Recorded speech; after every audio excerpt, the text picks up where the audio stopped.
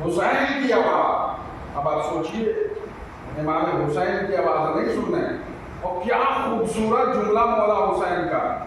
اور اس جملے کو بار بار ہم ایام اذان سنیں گے. بار بار امام حسین کے اس پیغام کو ہم سنتے رہیں گے.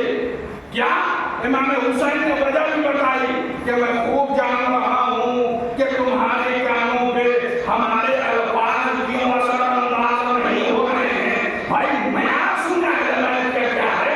ارے الفاظ کو دور کیا, اگر اشارہ کر دیتے تو سورج پلٹ کے آ جاتا ہے, کبھی ستارہ در پہ آ جاتا ہے, ٹھوکر مارے تو مردے زندہ ہو جاتا ہے. اب یہ الفاظ کا مقام کیا ہوگا آپ خود سوچیں کہ جس کے اشارے پہ کائنات چلتی ہو وہ حسین کہہ رہے ہیں میں جان رہا ہوں کہ میری آواز میرے الفاظ تمہارے کانوں پہ کیوں اثر انداز نہیں ہو رہے ہیں. کہا کیوں؟ اس لیے کہ تمہارا شکم مال حرام سے بھرا ہوا ہے. واہ واہ واہ. حسین نے واضح کر دیا کہ ہر دور میں جس کے شکم میں حرام مال ہوگا واہ واہ کی آواز سنائی نہیں دے گی. واہ واہ واہ واہ واہ. اللہم صلی علی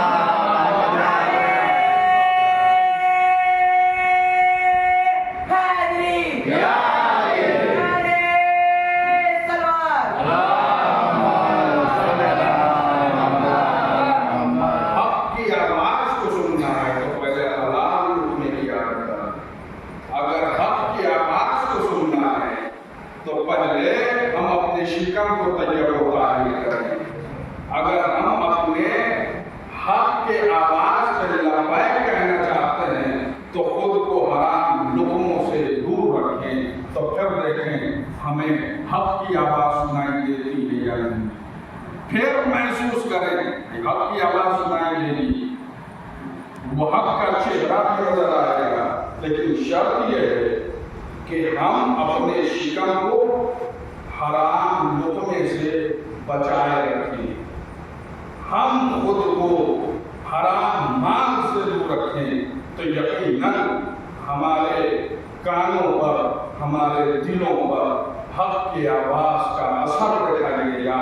جب حق کی آواز کا اثر دکھائی دے گا تو پھر یہ کہنے کی ضرورت نہیں ہوگی کہ ہم حسین کے چاہنے والے ہیں, ہم علی کے چاہنے والے نہیں, بلکہ ہمارا عمل گواہی دے گا کہ ہم ہی حسین کے چاہنے والے ہیں, ہم ہی علی کے چاہنے والے ہیں. اور اس کی مثال ایران نے پیش کر کے بتائی کہ ہم نے اپنے آپ کو حرام مال سے دور رکھا تو ہماری آواز بھی اثر انداز ہے. واہ واہ واہ واہ واہ واہ واہ واہ. اللہم صلی علی محمد وآل محمد. واہ واہ واہ واہ. اگر ایسا نہیں سبحان اللہ. بہت تو خوب. چاہے خانے کعبہ میں بیٹھ کے بھی ہم نماز پڑھتے رہیں, ہمیں وہ حق کی آواز سنائی نہیں دے گی. ہمیں وہ حق کی صدا ہمارے دلوں پہ اثر انداز نہیں کرے گی.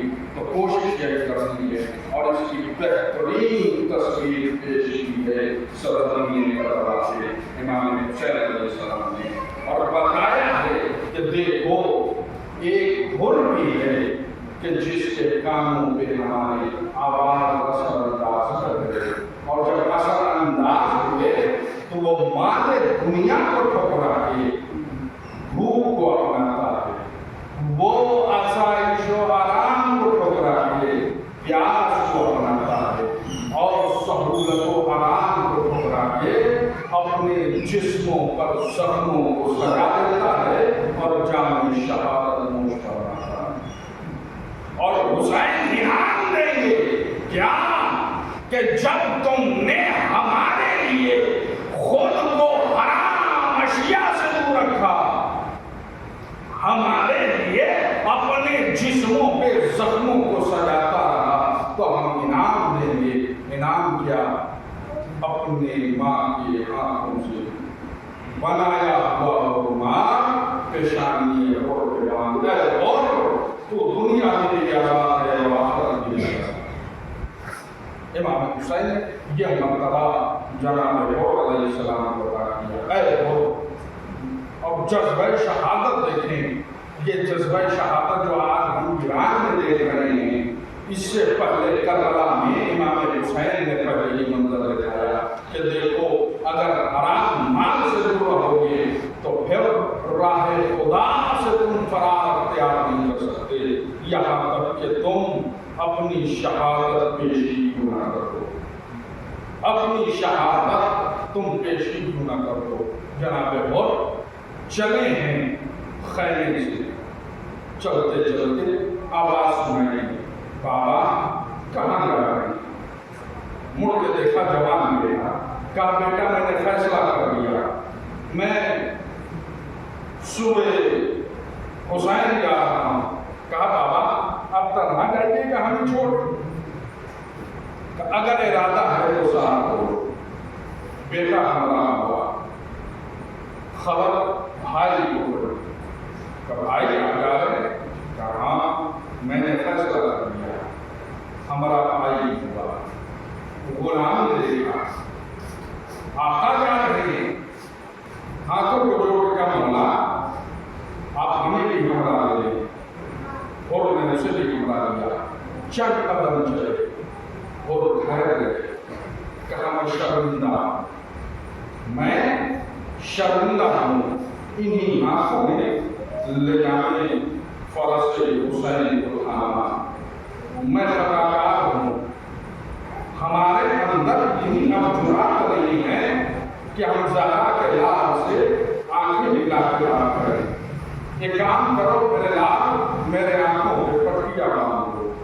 جناب نے پٹی بندھوا لی آنکھیں، چند قدم چلے، کہا میرے لال میں آزاد کی طرح حسین کے برگاہ میں نہیں جانا چاہتا، میں مجرم ہوں، میرے ہاتھوں کو کسے کچھ باندھو۔ اپنے ہاتھوں کو بندھوایا، اپنی آنکھوں میں پٹیاں باندھی، اب چلے، اب اور آہستہ آہستہ حسین سے نزدیک ہو رہے تھے۔ حسین کی نظر پڑی، کہا میرے لال اکبر اس دربار کے لیے آگے جاؤ، بھیا عباس اس دربار کے لیے آگے جاؤ، اے میرے لال اور محمد قاسم اس دربار کے لیے آگے بڑھو، مہمان آ رہا ہے۔ حضرت اور قریب آیا، حسین اپنی کرسی سے اٹھے، اب وہ میرے کو قدموں پہ گرایا، ہاتھ کو جوڑ کے کہا مولا میں خطاکار ہوں، کیا ہماری گناہ بخش دیے گئے؟ حسین نے سینے سے لگا کے کہا اور تو اب اس وقت میں مہمان ہوا۔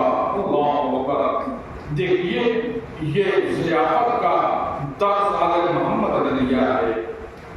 خود حسین 3 روز کے پیاسے ہیں، خیمے میں ایک قطرہ پانی نہیں ہے، اب ہو آیا ہے، حسین کتنا